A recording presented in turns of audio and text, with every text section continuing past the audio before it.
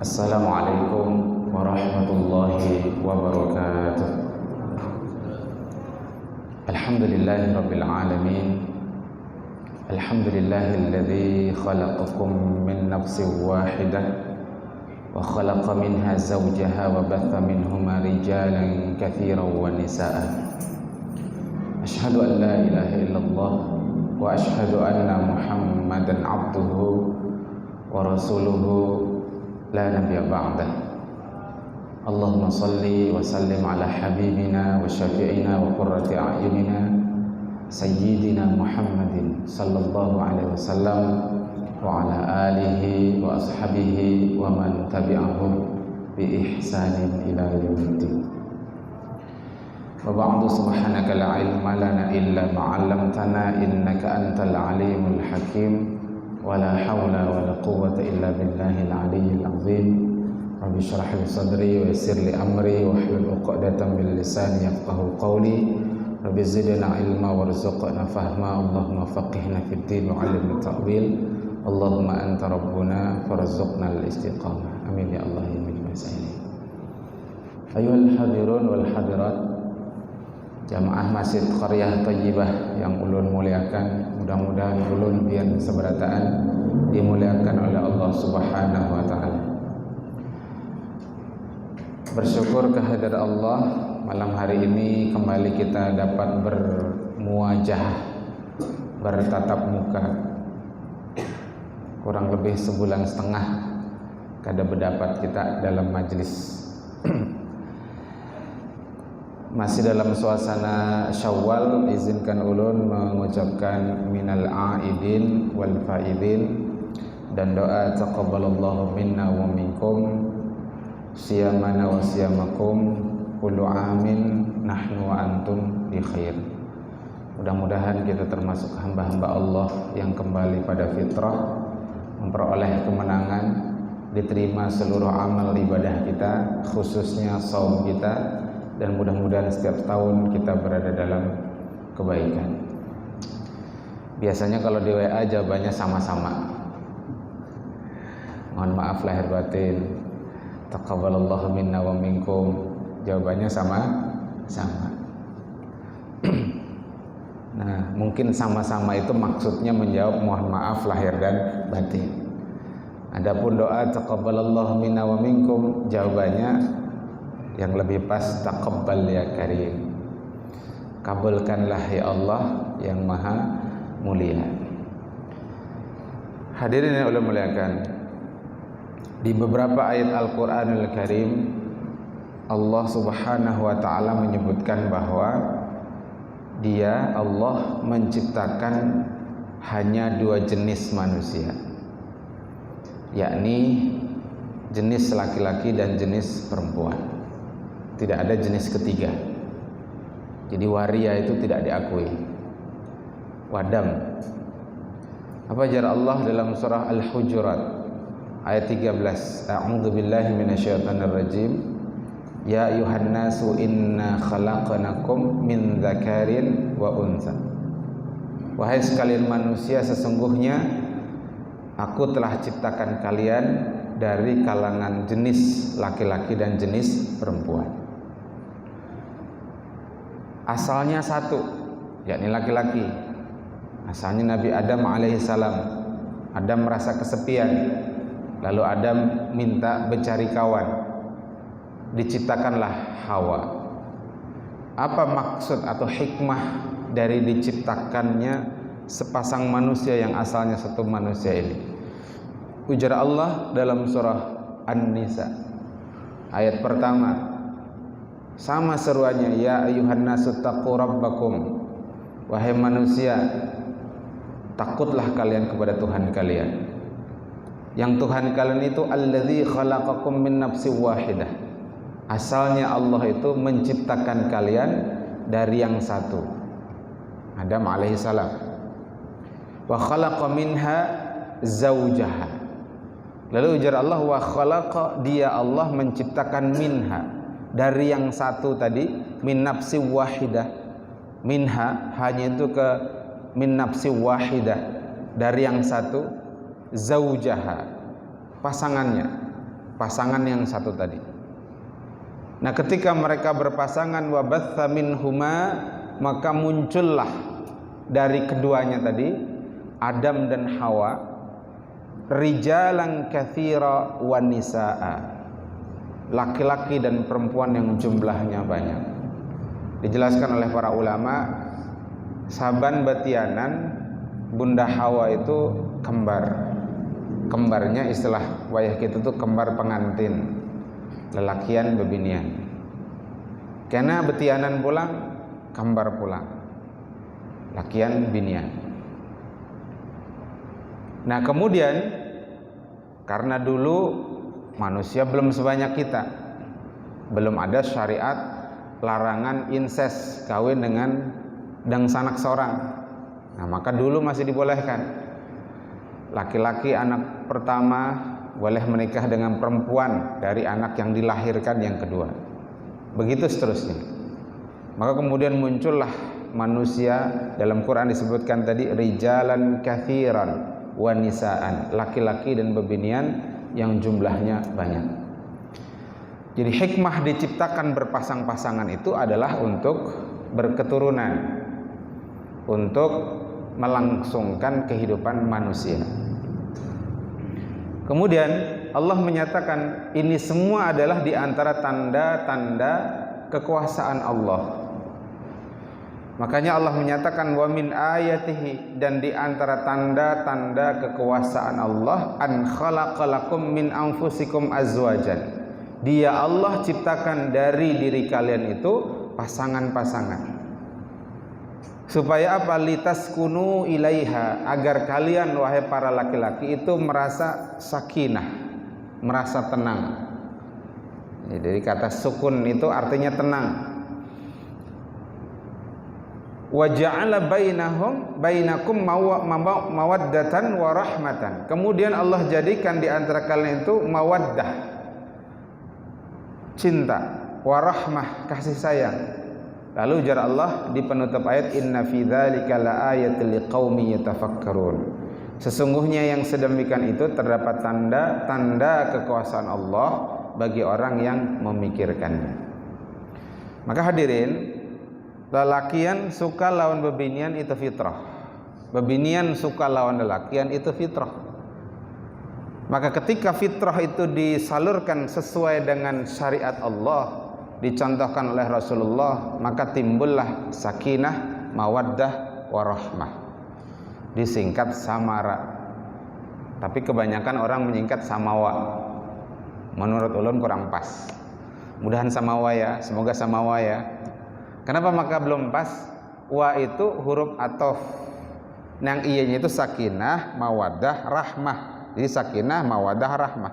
Sa-nya sakinahnya sa, mawadahnya ma, sama rahmanya ra, jadi samara. Kalau samawa, sakinah, mawadah, wa. Nah, wa-nya itu artinya dan, jadi sakinah, mawadah, dan. Nah, kalau sakinah, mawadah, warahmah rasanya pas. Jadi di majelis ini ulun himbau bila mendoakan kawan menikah atau menikah lagi, mudahan samaralah gitu. Sakinah, mawadah, warahmah. Jadi kalau itu disalurkan sesuai fitrah, maka akan muncullah ketenangan, cinta, dan kasih sayang.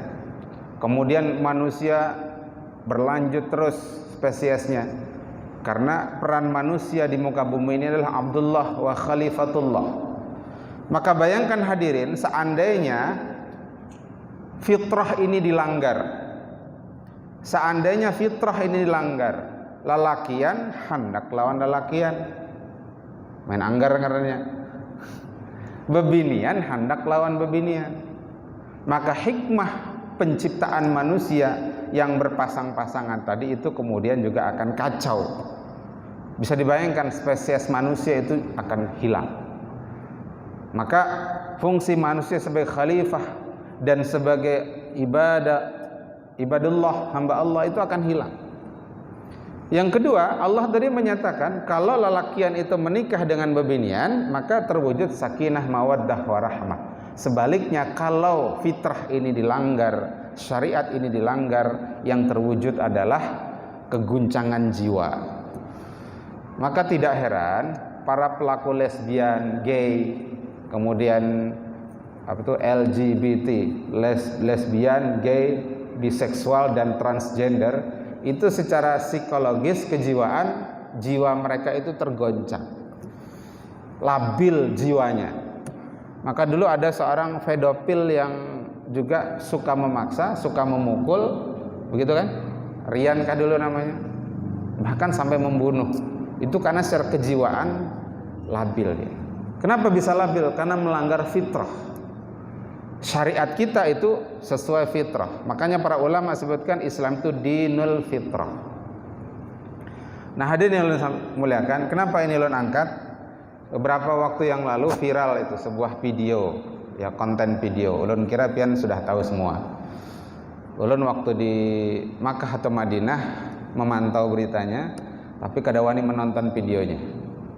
Kenapa kadawani? Satu, kuota larang. 3 GB tri itu 250.000. Kalau Telkomsel nukar 300.000 itu dapat pulsa. Nanti dari pulsa dipindah ke kuota. Nah itu. Sementara di sana ngalih kita nukar kuota, harus membawa paspor segala macam menunjukkan.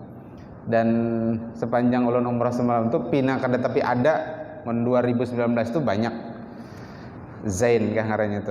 Karena apa nih, toko-toko juga masih belum semuanya buka karena baru awal-awal, mungkin mereka masih melihat-lihat kayak apa pandemi ini begitu kan. Nah, akhirnya kada seberataan toko buka. Akhirnya barang-barang terlarang sedikit. Nah, viral video itu. Kenapa viral? Karena satu, memang subscriber dari YouTubernya ini banyak, hampir 10 juta ulun pantau. Kebetulan juga salah seorang subscribernya gitu. Yang kedua, dia itu asalnya selebritis, seorang mentalis gitu kan. Dan yang ketiga, judulnya itu memang provokatif. Judulnya apa? Tutorial jadi gay Indonesia. Diundanglah saya itu sepasang pelaku gay. Yang pertama namanya Ragil, yang orang Indonesia, satunya orang Jerman. Nah, ditanya di situ nah, awalnya ulun kada enak nonton. Satu tadi masalah kuota, yang kedua di tanah haram. Tapi imbah bulik sekarangnya sudah di take down, ya sudah dihapus di akun YouTube-nya. Tapi ternyata masih diupload di akun YouTube yang lain. Ulun ikuti itu, ulun telusuri masih diupload. Judulnya itu yang membuat kontroversi, tutorial jadi gay Indonesia. Nah, kemudian ada video lanjutannya, dialog antara YouTuber ini dengan gurunya yang mengislamkan dia. Nah, di sana dia ngeles. Apa ngelesnya? Tutorial itu saya maksudkan bukan berarti maksudnya supaya jadi gay, tapi supaya menghindari jadi gay. Akal ulun ini belum bisa menerima, hadirin. Kada tahu pian. Perasa ulun ngarannya tutorial itu supaya digawi. Yalah Pak, yang bahan biasa di sosial media. Tutorial maulah wadai untuk.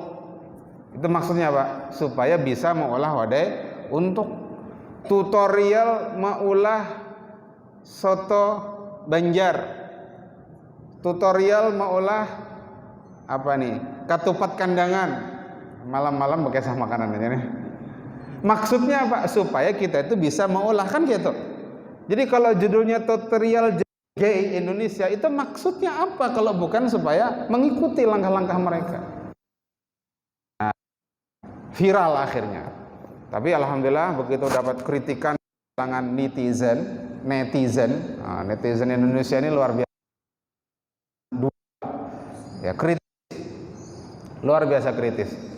Pagi tadi itu seorang nenek-nenek berjual bensin, berjual pertalite.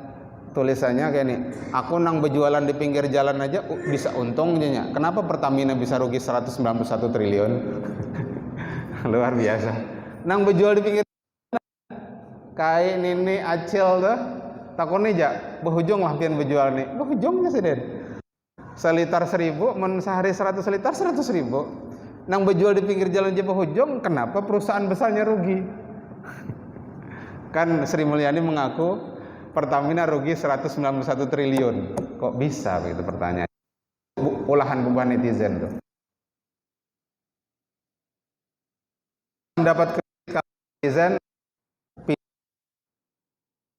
itu sudah memperoleh apa yang harusnya diperoleh, katanya 8 juta. Instagram langsung unfollow. Terus ulun juga pantau 100.000 subscribernya unsubscribe, dan videonya itu sudah di take down, artinya sudah diambil dari akun YouTube. Nah, ini yang memuliakan, seseorang pelaku gay, tapi kalau dia mempromosikan perilaku gay atau LGBT, lesbian, homoseksual, biseksual, dan transgender, itu juga dia juga kena dosanya. Kenapa perlu sampaikan ini? Dulu ada istri seorang nabi, istri Nabi Lut, dan jelas bukan gay karena dia perempuan. Dia tidak melakukan itu. Tapi apa yang dia lakukan? Dia itu mempromosikan homoseksual ini. Satu ketika sejumlah malaikat datang menemui Nabi Lut alaihissalam. Sebelumnya menemui Nabi Ibrahim, memberi kabar ke Nabi Ibrahim, wahai Ibrahim, nanti istrimu ini akan hamil. Takajud ya Nabi Ibrahim, antara takajud lawan gembira, sudah Tuhan maka hamil. Tapi dilihatnya oleh Nabi Ibrahim ini bukan manusia. Apa bukti dia bukan manusia? Disurungi makanan karena mau makan, padahal sudah membelehkan kambing lawan Nabi Ibrahim. Lawan yang kedua ininya tidak ada, mohon kita kan ada inilah cekungan ininya lurus gitu. Lut, ketika mendatangi Nabi Lut, para malaikat ini tampil dalam tampilan para pemuda yang ganteng. Jadi memang para malaikat itu datang menemui para nabi biasanya dalam tampilan pemuda ganteng, Bapak Ibu. Termasuk malaikat Jibril alaihissalam, itu biasa mendatangi Nabi dalam bentuk tampilan sahabat Nabi sallallahu alaihi wasallam. Nah, istrinya Nabi Lut naik ke atas menara rumah lalu mengibarkan, mungkin inilah semacam ini diputar-putar untuk menunjukkan orang-orang kaum Sodom, ini ada para pemuda-pemuda ganteng tamunya Nabi Lut alaihissalam. Datanglah itu para pemuda-pemuda pelaku seks menyimpang itu, hendak mendatangi tamunya Nabi Lut. Ditangati sudah lawan Nabi Lut, bahkan ujar Nabi Lut, kalau hendak tuh nah anak binianku ada 3 ekor, nikahi silahkan, sampai gitu. Tetap saja tidak mau. Maka akhirnya di malam itu juga mereka dihukum oleh Allah Subhanahu wa taala. Tanah kaum Sodom itu diangkat, kemudian dibalik, kemudian dihujani dengan batu. Termasuk istrinya Nabi Lut alaihi salam. Di Al-Qur'an disebutkan dalam surah An-Naml ayat 57 sampai 58, fa anjaynahu wa ahlahu. Kemudian kami selamatkan dia, siapa maksudnya? Nabi Lut dan keluarganya, siapa? Anak-anak perempuannya. Ini nanti ada lagi Pak tuduhan terhadap Nabi Lut. Ternyata ketika Nabi Lut itu selamat lalu melakukan hijrah, itu ada tuduhan dari kalangan Bani Israel yang mengatakan Nabi Lut itu ternyata dalam tuduhan mereka itu menggauli 3 putrinya. Masya Allah. Jadi Nabi dituduh seperti itu. Allah Akbar. Makanya di Quran disebutkan, jangankan tuduhan, para nabi pun mereka bunuh. Fariqan kadzabtum wa fariqan taqtulun. Sebagian nabi itu kalian dustakan dan sebagian kalian bunuh. Di Quran juga disebutkan, wa kadzalika ja'alna likulli nabiyyin aduwan. Demikianlah kami jadikan setiap nabi itu punya musuh. Jadi nabi punya musuh. Jadi kalau sekarang ada ustadz, ada yang tidak menyenangi, lalu sedih, itu baper Pak, terlalu bawa perasaan. Resiko dakwah itu ada yang senang, ada yang kada senang. Lalu nih pandereka ini ada yang senang mungkin, mantap ustadz, lanjutkan, lebih tegas lagi ustadz, komentarnya macam-macam. Tapi yang kada suka ada juga, hendak keluar aja sudah melihat si Dinto, misalnya. Jadi jangan baper, biasa aja. Para nabi pun punya musuh, bahkan dituduh macam-macam. Termasuk ustadz kita yang pernah hadir di sini, Ustadz Abdul Somad, ditolak masuk ke Singapura gara-gara tuduhan radikal, ekstremis, termasuk apa tuh? Segresi. Ada istilah baru, segresi, menimbulkan apa? Sara agama. illa imra'atahu, kata Allah, kecuali istrinya. Jadi istri Nabi Lut itu tertinggal. Kalau kata Allah, qaddarnaha minal ghabirin, kami tetapkan dia itu termasuk orang yang merugi. Wa amtarna alaihim matara, kami turunkan hujani mereka dengan batu, fasa'a matarul mundarin, dan itu adalah hujan yang paling buruk yang ditimpakan kepada orang-orang yang diberi peringatan. Nah, ini maksud ulun kutip ayat ini apa? Bisa jadi bukan pelaku gay, tapi kalau ikut mempromosikan perilaku menyimpang ini, dia juga termasuk yang dikecam oleh Allah Subhanahu wa taala. Jelas ini, Pak? Jelas ya? Nah, baik. Nah, kemudian viral lagi yang kedua, tanggal 17 Mei semalam. Tanggal 17 Mei, Kedutaan Besar Inggris itu mengibarkan bendera pelangi. Nah, bendera pelangi ini simbol bendera pelaku seks menyimpang ini, LGBT, berdampingan dengan bendera Inggris. Setelah itu diupload ke akun Instagram UK Indonesia, United Kingdom Indonesia. Nah, ketika dikonfirmasi oleh Kementerian Luar Negeri Indonesia, apa kata Kedubes Inggris? Dia mengatakan, hari ini kami itu memperingati hari anti homofobia. Nah, jadi menurut bubannya itu kada boleh kita tuh kada suka lawan buban lesbi, buban gay itu kada boleh. Kan ada Islamofobia, artinya kada senang lawan Islam. Ini homofobia artinya tidak senang lawan pelaku homoseks. Jar bubahnya kada boleh. Kenapa alasannya? Karena itu bagian dari hak asasi manusia. Paham pian sampai di sini? Ternyata hak asasi manusia itu adalah cara Barat untuk melegalkan pandangan-pandangan menyimpang mereka, termasuk perilaku seks menyimpang. Dan ulun sampaikan ke pian, hingga hari ini itu sudah ada 31 negara yang mengizinkan pernikahan sejenis. 31 negara. Indonesia belum masuk, tapi bubahannya terus bergerak pian, supaya Undang-Undang Nomor 1 Tahun 74 tentang perkawinan yang di pasal 1 menyebutkan perkawinan itu adalah pernikahan berbeda jenis, itu maksud keinginan bubahannya dihilangkan. Jadi kata beda jenis laki-laki lawan perempuan itu kalau perlu dihapus. Itu mereka sedang bergerak. Dan menurut berita yang bisa dipercaya, UNDP itu mengeluarkan dana 107,8 miliar rupiah. Jadi organisasi internasional dunia ini sudah menggelontorkan dana 107,8 miliar rupiah untuk terus mengkampanyekan tentang LGBT ini. Target mereka, Pak, Undang-Undang Nomor 1 Tahun 74, Undang-Undang Perkawinan itu nanti dihapus kata itu, supaya nanti lakian bisa kawin dengan lakian, binian bisa kawin dengan binian. Jadi apa yang ingin ulun sampaikan, Bapak Ibu sekalian, kita ini sedang tidak baik-baik saja, ujar anak muda sekarang. Kita ini sedang ada masalah. Jadi kita tidak boleh merasa tenang dengan keadaan kita hari ini. Wujur kita bisa sembahyang tenang, kita bisa zikir nyaman, bisa sholawatan, tapi ternyata di sekeliling kita ini sedang ada masalah. Negara kita ini sedang tidak baik-baik saja. Dan ulun tunjukkan data kepian di Republika ada data yang menyebutkan meranking provinsi yang perilaku gay-nya, ya, para pelaku gay-nya itu paling banyak. Nomor 1 itu Jawa Barat, nomor 2 Jawa Tengah, nomor 3 DKI Jakarta. Jawa Barat itu pelaku gay-nya lebih 300.000. Dan dari yang 300.000 itu hampir 5.000-nya mengidap penyakit HIV/AIDS. Ya, karena pelaku homoseks ini mereka senang gonta-ganti pasangan.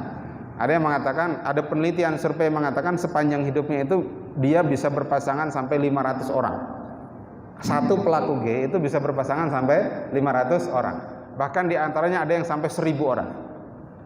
Jawa Tengah angkanya 218.000 lebih. Dan 11.000 hampir 12.000 itu terindikasi HIV/AIDS. Di DKI Jakarta 27.700 gay dan 5.500-nya menderita HIV/AIDS. Bagaimana Kalimantan Selatan? Tadi itu urutannya Jawa Barat, Jawa Tengah, DKI Jakarta. Menurut dokter spesialis jantung Fauzan Muttaqin dalam ceramahnya di Masjid Al-Ummah Beruntung, beliau menyampaikan data di Kalimantan Selatan ini ada sekitar 10.000 pelaku gay. Ulun mengutip aja Sidin dokter spesialis jantung. Jadi di Kalimantan Selatan ada 10.000. Ayo biar. Dan ada, beliau cerita di daerah Kandangan, anak dari seorang tuan guru, anak seorang ustadz kena juga. Jadi karena bubahannya ini terus bergerak pian, termasuk membantu secara ekonomi, awalnya dipinjami HP atau diberi HP segala macam misalkan begitu. Jadi difasilitasi lah begitu, sampai akhirnya terperangkap. Nah hadirin ulun muliakan, kenapa ini bisa terjadi? Yang pertama tadi ulun ingin menyampaikan kita sedang tidak baik-baik saja. Makanya kita di satu sisi ya harus terus menjaga ketakwaan, ketenangan batin. Di sisi lain kita wajib risau. Kata teman-teman Jamaatul Tabligh, kita ini wajib risau dengan urusan umat Nabi Muhammad. Karena ujar Nabi SAW, man asbaha walam yahtam bi amril muslimin falaysa minhum. Siapa yang bangun di pagi hari dan tidak peduli dengan urusan kaum muslimin, dia tidak termasuk golongan mereka. Nah, kenapa ini bisa terjadi? Satu, menurut analisa ulun. Yang pertama, ada kelompok-kelompok tertentu, terutama kalangan liberal, sekuler, yang mencoba mencari dalil, lebih tepatnya dalih, untuk membenarkan, menganggap benar perilaku menyimpang ini. Hadirin muliakan, kalau orang itu salah dan tahu bahwa itu salah, ada harapan dia bertobat. Bujur kada? Orang itu melakukan kesalahan dan dia sadar itu salah. Kapan waktu dia ada kemungkinan untuk bertaubat. Yang masalah itu hadirin, kalau ada orang bermaksiat, orang itu melakukan kesalahan tapi dia tidak menganggap itu sebagai sebuah kesalahan, itu masalah. Bujur kada? Dia tidak akan pernah berpikir untuk bertobat. Termasuk ada kelompok-kelompok yang menganggap gay itu dibenarkan oleh Al-Quran. Ada situs judulnya Jaringan Islam Liberal namanya. Di sana ada satu artikel judulnya Dalil-dalil Al-Quran tentang kebolehan homoseksual. Di antara dalil yang mereka ajukan apa? Nanti pian bisa buka. Dalam surah Al-Waqiah ayat 17 dan surah Al-Insan ayat 19. Ulun baca di artikel itu. Di Quran disebutkan yatufu alaihim bildanum mukhalladun. Jadi yatufu itu tawafa yatufu, artinya tawaf, berkeliling di sekitar alaihim mereka, yakni siapa? Ahlul jannah, penduduk surga, wildanum mukhalladun. Wildan kata mereka, ya wildan. Memang kalau dalam sejumlah tafsir wildan nanti ada macam-macam tafsirnya. Ada yang mengatakan wildan itu anak kaum muslimin yang meninggal sebelum balik, nanti jadi remaja-remaja surga. Pendapat yang lain mengatakan itu anak orang kafir masuk. Ada pendapat yang lain mengatakan wildan itu memang anak-anak remaja seperti ini yang memang Allah ciptakan sejak Allah menciptakan surga, itu sudah ada. Adapun anak-anak orang beriman yang meninggal nanti begitu menjadi ahlul jannah, mereka seperti laki-laki dewasa. Tingginya tetap seperti laki-laki dewasa, disebut dalam riwayat itu tingginya situna zira'an, 60 zira'. Zira' itu dari ujung sini sampai sini 50 cm. Jadi kalau 60 zira' berarti sekitar 30 meter. Jadi pian ulun ini berataan Pak, meskipun wah ini tingginya di bawah 2 meter, nanti begitu di surga menjadi 30 meter. Jadi ulun pas di Makkah Madinah itu melihatilah lakian binian Arab, Turki, mau terbanding mana kita, sudah tingginya kalah, hidungnya kalah pulang, kalah segalanya. Ayo dalam hati ulun, masih menang pada nang hirang. Yang kedua, ayo kalah di dunia, amun kita orang soleh ahlul jannah, karena sama berataan tingginya 30 meter. Nah khilaf tentang apa itu wildan, tapi kata mereka ayat ini menunjukkan bahwa, karena ada pendapat yang mengatakan, disebutkan di sana dari Abu Aliyin yang mengatakan bahwa wildan itu boleh digauli. Nah, padahal wildan tadi itu pemuda.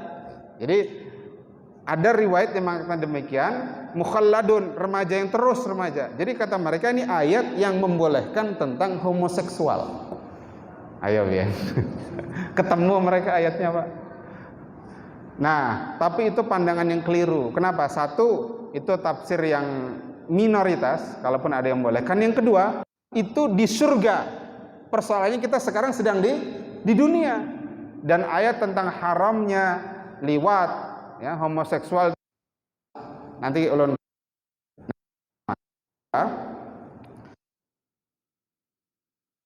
terus dikampanyekan HAM dan demokrasi tadi. Di kampus-kampus itu dikaji, mereka membuat jurnal. Ada satu jurnal judul depan itu diterbitkan oleh salah satu sebut itu kawin sesama jenis. Besarnya di jurnal itu adalah kawin sesama jenis, dan itu terus dikampanyekan, termasuk sekarang lewat media sosial. Ulun tadi cek itu videonya si Ragil dengan suaminya itu, jadi lakian ya, jadi istrinya. Waktu ditanya oleh Deddy Kobuze, kan Anda ini laki-lakinya atau perempuan? Ya kata dia kadang bisa laki-laki, kadang perempuan gitu. Itu videonya beredar, Pak. Video dia di rumah tangga dia tuh loh, lakian lawan lakian tadi itu beredar. Dia upload di YouTube. Jadi Masya Allah, mengerikan. Ulun sekilas saja Bang melihat, khawatir terpengaruh juga ulun. Sekilas saja, oh ada ternyata beredar. Jadi terus ini dikampanyekan oleh mereka. Jadi wajar kalau angkanya terus naik tadi. Kemudian perilaku seks menyebarkan penyakit. Ada sebuah studi tadi menyebutkan rata para gay itu antara 20 sampai 106 orang tahun. 43% kaum gay itu melakukan hubungan homoseksual dengan 500 orang bahkan lebih sepanjang hidupnya. Kemudian di antara dari yang 43%, 8%-nya melakukan dengan lebih dari 1000. Persennya mengaku melakukan dengan orang yang sebelumnya tidak dia kenal. Artinya apa, Pak? Mereka ini terus bergerak, mencari korban-korban baru. Maka wajar tadi kalau angkanya di Jawa Barat sampai 300.000 lebih, di Jawa Tengah 100.000 lebih, di Jakarta 7.000 lebih, di Kalimantan Selatan sampai 10.000. Ulun ingin menegaskan sekali lagi, kita tidak sedang baik. Nah, dan ternyata ini didukung oleh kampanye global, gerakan global, UNDP tadi, dan itu diakui oleh Profesor Mahfud MD. UNDP menggelontorkan dana 107,8 miliar rupiah untuk kampanye LGBT di Indonesia dan negara di Asia. Nah, kemudian yang jadi persoalan lagi, Pak, ternyata di Indonesia ini tidak ada aturan hukum yang bisa mempidana mereka. Itu diakui sendiri oleh Profesor Mahfud MD, Menteri Koordinator Hukum dan HAM, Menko Polhukam. Belum ada aturan hukum yang bisa menjerat perilaku seks menyimpang ini. Dulu sempat dibahas dalam draft undang-undang RUU pidana, ya, pidana. Tapi RUU undang-undang itu stop, tidak berlanjut.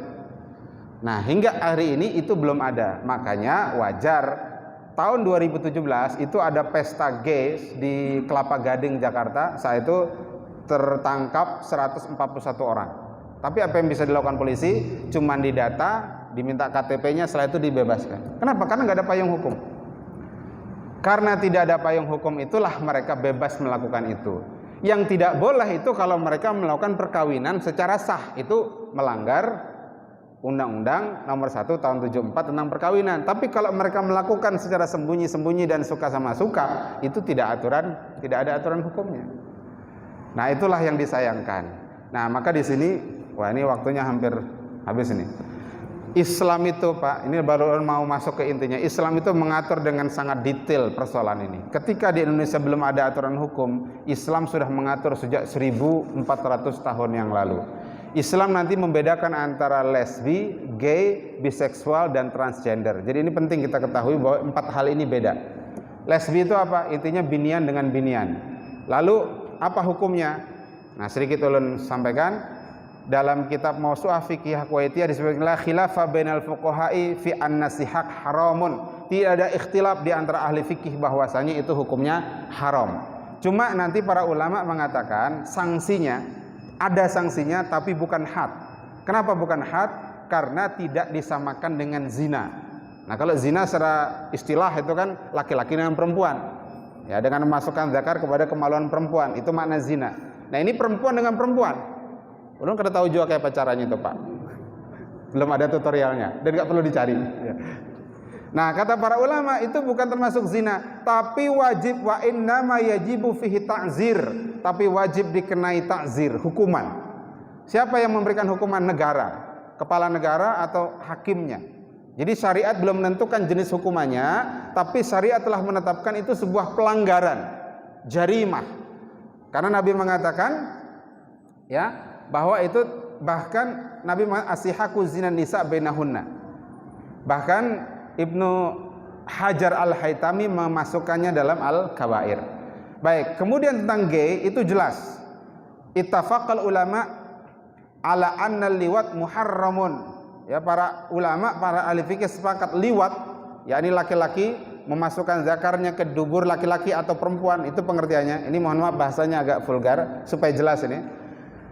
Kata para ulama itu haram, li'annahu min auladzil fawahish, bahkan dia dimasukkan ke dalam fahisyah, perbuatan keji yang paling keji. Apa hukumannya? Dhahabal jumhurul fuqaha, mayoritas ahli fikih mengatakan anna uqubatal la'id hiya uqubatuz zina. Hukumannya adalah seperti hukuman para pelaku zina. Yakni apa? Kalau dia muhsan, sudah menikah, maka dirajam hingga mati. Kalau dia belum menikah, dicambuk 100 kali, lalu kemudian diasingkan selama 1 tahun. Ini menurut mayoritas ulama. Sementara mazhab Malikiyah mengatakan pelakunya dirajam, baik yang berperan sebagai laki-laki atau perempuan, dan disamakan hukumannya apakah dia muhsan ataupun ghairu muhsan. Sebelumnya telah menikah atau belum pernah menikah, dihukum dengan cara dirajam. Ini ada kawan ulun, Ustadz di Banjarbaru itu Bekesah, Pak. Ada seorang bapak-bapak sudah berumur kayak pian ini, sudah punya istri, sudah punya anak. Belakangan ternyata si suaminya itu gak ada lagi hasrat sama istrinya. Ternyata dia punya pasangan laki. Jadi belum tentu, Pak, yang sudah senang lawan perempuan sampai punya anak, apakah terus begitu? Bisa jadi terpengaruh. Itu kejadian nyata itu. Teman ulun dicurhati oleh seorang istri yang suaminya ternyata tidak ada lagi hasrat dengan istrinya. Ibu-ibu hati-hati, Bu. Kalau bapaknya sudah nggak ada hasrat, jangan-jangan. Ya. Baik, kalau menurut mazhab Maliki tadi disamakan muhsan atau ghairu muhsan dirajam.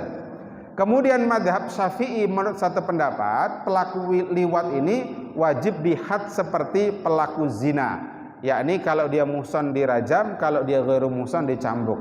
Tapi menurut satu pendapat dalam mazhab Syafi'i, satu pendapat yang lain, yuqtalul fa'il muhsanan kana au ghairuhu, dibunuh mau muhsan atau ghairu muhsan. Baik, sedikit lagi hadirin. Nah, memang dalam fikih itu nanti ada yang disebut sebagai khunsa. Khunsa itu apa? Seseorang lahir punya 2 alat kelamin sekaligus, atau bahkan tidak punya alat kelamin. Itu disebut khunsa. Jadi punya alat kelamin laki-laki sekaligus punya alat kelamin perempuan, atau bahkan tidak punya alat kelamin sama sekali. Bapak Ibu, kalau ini terjadi, ini memang ketetapan Allah, ini memang qada Allah. Kita tidak dipaksa, sebagaimana kita juga tidak bisa minta, tidak bisa pesan. Ulun nah, anak Abah Jawa, Mama Banjar, kada pesanan. Cakanya boleh bak hendak tu ulun, hendak Abah Arab, Mama Turki. Nah, yang tadi tuh maunya. Tapi karena kita ini tidak bisa pesan, ya beginilah adanya, disyukuri saja. Nah, termasuk kalau ada yang lahir punya 2 alat kelamin atau tidak punya 2 alat kelamin. Para ulama mengatur, nanti dirinci. Ada yang namanya khunsa muskil, ada khunsa ghairu muskil. Apa itu ghairu muskil? Tidak ada masalah, yakni jumhur ulama mengatakan begini. Nanti dilihat, kalau punya 2 alat kelamin, di tempat mana dia buang air kecil. Kalau ternyata dia buang air kecilnya dari alat kelamin laki-laki, berarti dia dianggap laki-laki. Sisanya tinggal dioperasi. Terus, kalau ternyata sama-sama keluar, dari lakian keluar, alat kelamin binian keluar juga. Para ulama sebutkan lil asbaq, lihat mana yang duluan keluar. Jadi diamati itu. Ketika nyebak kami, mana yang berdahulu keluar? Yang berbelalaikah atau yang tidak? Nah, kalau ternyata yang keluar dari belalai, oh berarti laki-laki. Dilihat mana yang duluan. Ternyata bareng. Wah, repot kan ini. sama-sama keluar dan bareng. Para ulama sebutkan ila tibaril kasrah, dilihat mana yang paling banyak. Jadi ditampung. Ini kan sama-sama keluar nih. Jangan dibayangkan macam-macam ya. Ini fikih biar jelas Pak hukumnya Pak. Karena mungkin belum dibahas oleh ustadz-ustadz yang lain ini. Ditampung, dilihat mana yang paling banyak banyu kamihnya. Kalau ternyata banyak kamih lalakian, berarti dia lalakian, tinggal dioperasi. Nah itu namanya ghairu muskil, ada solusinya. Nah yang jadi masalah itu sama-sama keluar, keluarnya beimbai, takarannya banyak, sama banyaknya. Nah itu namanya muskil. Dulu itu jadi muskil. Kenapa? Dulu belum ada alat untuk mendeteksi bagian dalam. Kalau sekarang mungkin sudah bukan muskil Pak. Tinggal dilihat di dalam. Kalau dia punya ovarium, punya tuba Fallopi, ovarium itu dapurnya sel telur, oh berarti binian. Ada saluran dari tuba Fallopi dan seterusnya itu, oh berarti dia binian. Oh ternyata dia punya testis, oh berarti lalakian. Dia punya rahim, oh berarti bebinian. Tinggal nanti ya dioperasi. Nah itu. Kalau dulu muskil, sekarang sudah tidak muskil karena sudah ada. Nah itulah makanya situ siapa itu almarhumah atau almarhum Galatama Gama lama ya Gama lama bukan Gala baru. Nah pada posisi itu sebenarnya dia itu tidak boleh memilih asal memilih. Aku ini pinanya cocok bebinian Bang misalkan, tidak boleh. Harus pakai pendekatan fikih tadi. Dilihat kalau dia memang punya dua alat kelamin tadi, dilihat mana yang tempat keluar air kencingnya. Kalau ternyata sama-sama keluar, mana yang duluan? Kalau sama-sama keluar dan imbaian keluarnya, mana yang paling banyak? Begitu. Baru kemudian dia boleh memutuskan untuk jadi laki-laki atau perempuan berdasarkan ketentuan fikih tadi. Jadi gak boleh sembarangan. Atau ada juga artis itu laki-laki jadi perempuan. Siapa ngarannya tuh? Lu yang ada cinta-cintanya itu. Itu apa? Mama kok bungas bener pian, bungas pada bebinian, aslinya lelakian. Nah itu mengikuti hawa nafsu. Nah pindah alat kelamin seperti itu kata Majelis Ulama Indonesia, kalau menukar dengan kehendak sendiri tanpa ketentuan fikih itu hukumnya haram. Nah itu namanya nanti transgender itu haram. Tapi kalau tadi untuk memperjelas statusnya dia ini lakian atau binian, lalu akhirnya diputuskan lakian dengan pendekatan fikih tadi, itu boleh supaya jelas statusnya. Nah ini kira-kira hadirin banyak yang hendak ulun sampaikan, tapi waktu juga yang membatasi kita. Tapi ala kulli hal mudah-mudahan poin pentingnya sudah tertangkap. Kita ini sedang tidak baik-baik saja. Ada masalah di negara kita.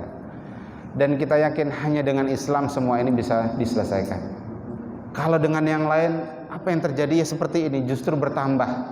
Makanya kita tidak bosan-bosannya selalu menyampaikan, ayo kita terapkan syariat Islam pada diri kita, keluarga kita, bangsa dan negara kita.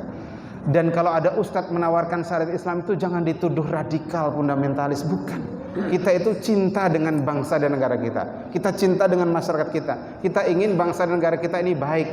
Dan yang kita tawarkan adalah aturan yang terbaik dari zat yang maha baik, yakni aturan Islam. Jangan dituduh macam-macam. Gara-gara ingin menerapkan syariat Islam, dituduh memecah belah bangsa, dituduh intoleran, macam-macam. Tidak, kita itu cinta dengan bangsa dan negara kita.